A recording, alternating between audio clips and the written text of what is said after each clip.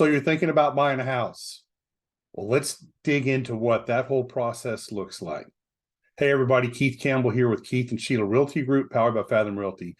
So what I want to share with you today is, what does the entire process look like when it comes to buying a house? So before you do anything, get this free home buyer's guide. Now, this home buyer's guide is based on Texas real estate and lending laws. So if you're in a different state, it may change. And if you're in a different state and you need some help finding a great realtor, we have a network of referral partners all over the country. We can find you a great realtor no matter what market you're in.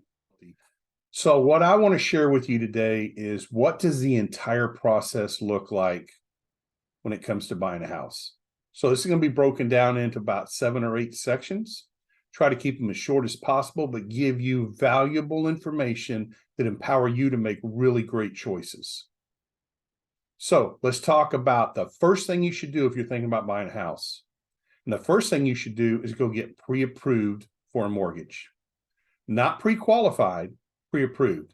What's the difference? A pre-qualification is where a mortgage originating loan company looks at your stuff and says, yeah, you're good to go. Looks at things like tax returns, bank statements, W-2s, payroll stubs. A pre-approval goes a step further, and it goes through an automated underwriting process. So the automated underwriting process identifies things that maybe you need to clean up, or additional documents or verification you need to bring to the table. It is the best way to go. So how do you pick a lender?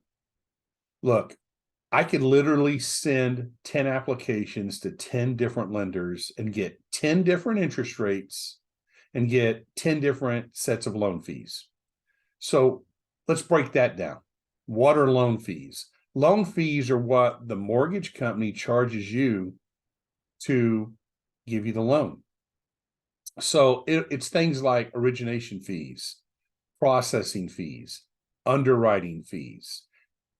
These are all set by the originating lender. Okay. And that can vary from company to company.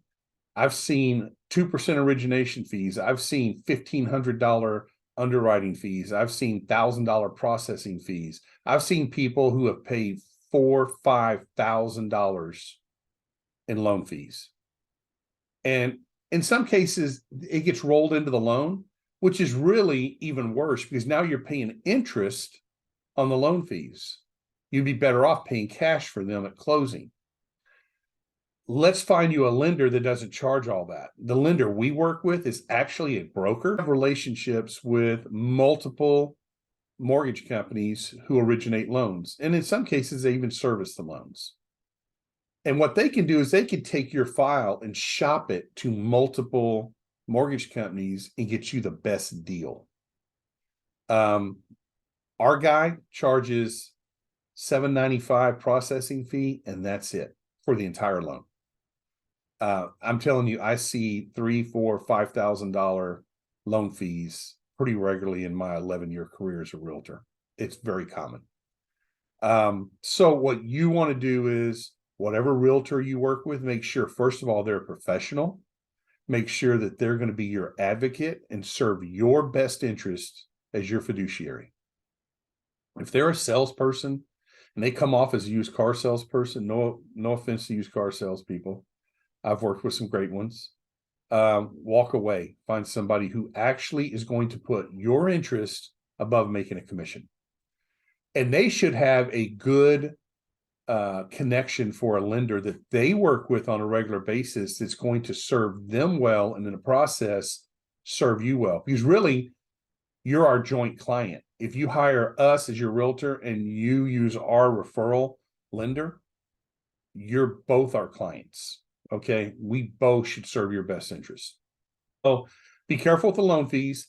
Interest rates, there is no standard interest rate. So it's not necessarily negotiable, but you can shop your rate around. And there's this myth that, oh, every time they run your credit, they're going to ding you 3, 4, 5 points. That is not true. So the FICO algorithm picks up on the fact that you are shopping for a mortgage or shopping for a car loan, either one of those. And you basically have about 30 days to shop it. and only get dinged one time. So that's something to keep in mind as well. So as far as how those interest rates work, there's these things called overlays. So I'll give you an example. The Veterans Administration has a mortgage for veterans, active duty, certain National Guards people who have served that qualify. And here's the interesting thing. The VA mortgage has no credit score requirement. However, the mortgage companies originating the loan can have what they call an overlay. They can have their own credit score minimum. That's why you'll see ads that say VA loan starting at 5.5% or 6% or 620. Oh, excuse me, at 550 credit score, 600 credit score, 620 credit score, whatever it might be. The VA itself doesn't have a minimum requirement, but the overlay of that originating loan company, mortgage company, may have one. And there's other types of overlays which affect the interest rate as well. So you want to shop, be smart. Don't jump on the first horse that walks up. Ask questions, trust your realtor. If you hire the right realtor or realtor team to walk you through this process and get you a good mortgage company. So like I said, you could go to submit 10 different applications, you get 10 different interest rates and 10 different sets of loan fees. So if you have any questions about that, reach out to us. Even if you're in a different market, we have a network of realtors and loan officers, mortgage loan officers all over the country, literally almost over the world now. So even if you're not in our market, we can't help you. We can help you find a great realtor, and that realtor can help you find a great lender. So if we can help you, reach out to us. Our phone number is 830-837-1071, or you can reach us on our website at keithandsheila.com. Next, we're going to talk about the difference between a loan originator and a loan servicer. Take care.